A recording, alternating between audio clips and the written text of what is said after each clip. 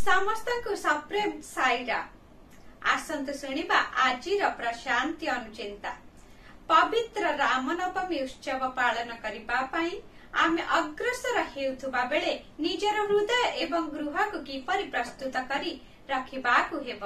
भगवान आजी प्रेमपूर्ण भावरे आमको यह स्मरण कराई देइछन्ति। तुमर हृदय हेउछि रामंकर मंदिर।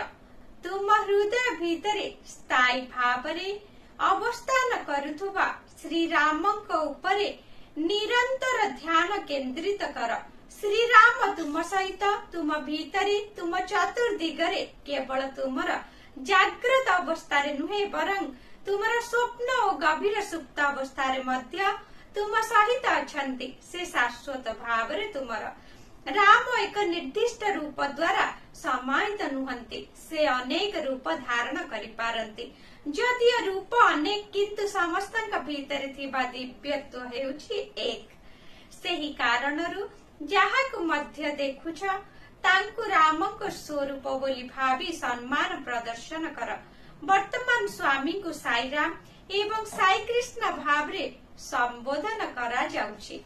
कारण से ही सत्य धर्म प्रेम और शांतिर प्रतीक अटंती।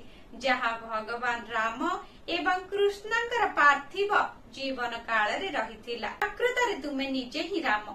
एही सत्यता को निज हृदय भीतर दृढ़ भाव स्थापन कर एवं तुम समय सदुपयोग कर। ताहेले तुम जीवन चिरस्थायी आनंद रे परिपूर्ण होई पारिब। निरंतर भावरे राम नाम जप करि चाल।